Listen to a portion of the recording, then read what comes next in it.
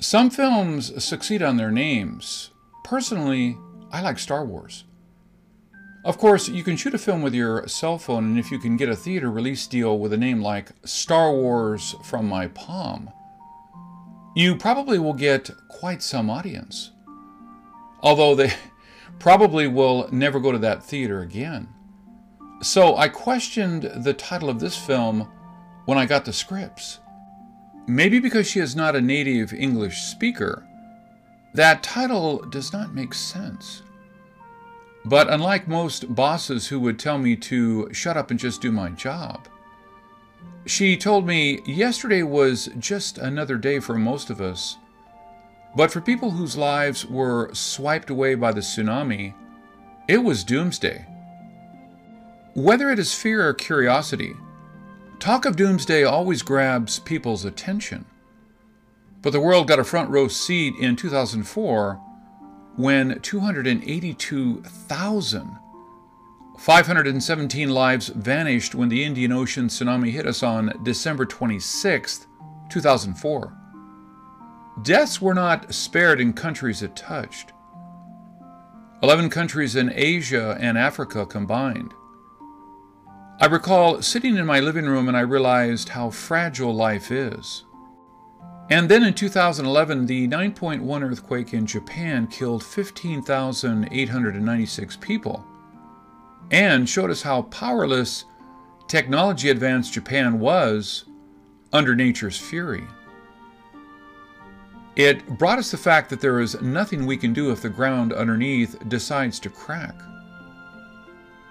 Sometimes I wonder if government leaders from all over the world share the same powerless feelings as I do. And maybe that is why they spent money like there is no tomorrow, and sometimes behave like a gambler with his last chip, taking unnecessary risk despite the low chance of winning. Well, think of it this way. How much worse could it be? Some people say life is a journey and we are here to learn lessons.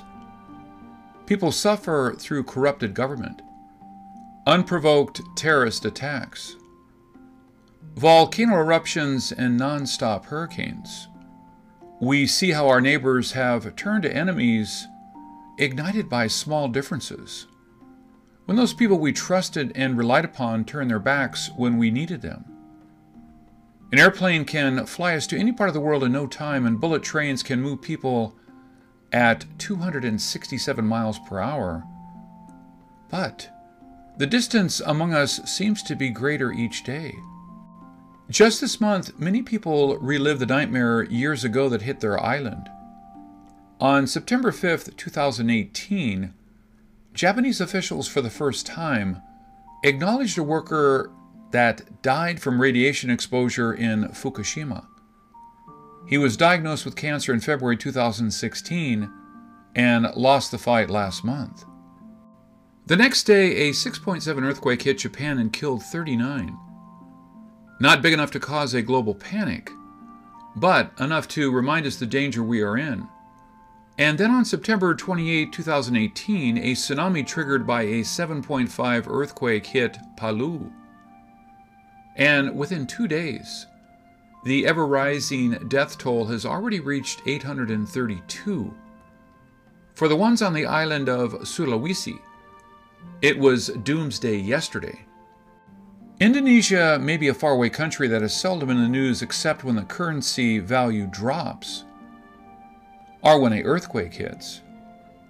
I knew little about it until our team traveled there in July for the International Humanitarian Film Festival. I know it is the largest island country and the world's fourth most populous country with 261 million citizens. During our team's short visit, we saw a country with a thriving economy and countless high-rises in the city. But, as it is for every developing country, many people do struggle with living day to day.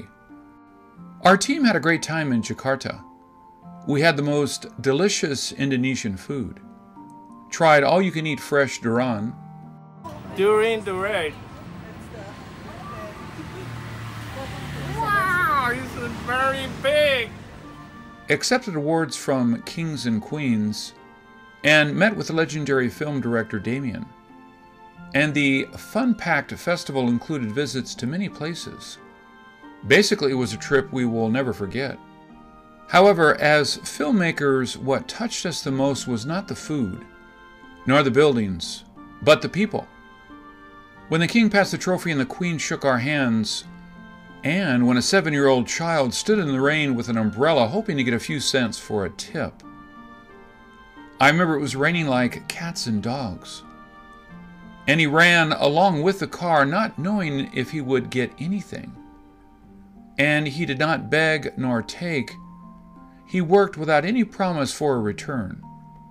That brought tears to our eyes.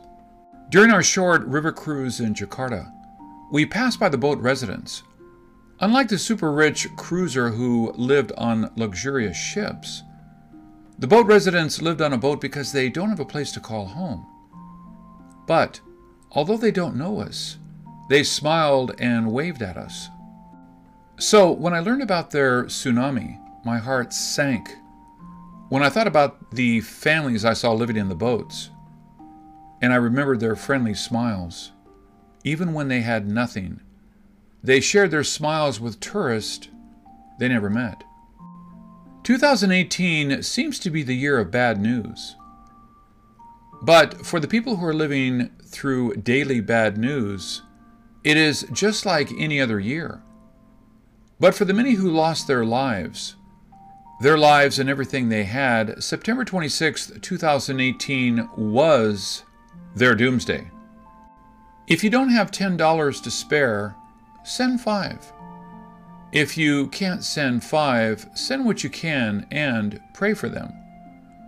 The world is a lonely place unless we can help each other. This is Ken Peters. Thank you for watching.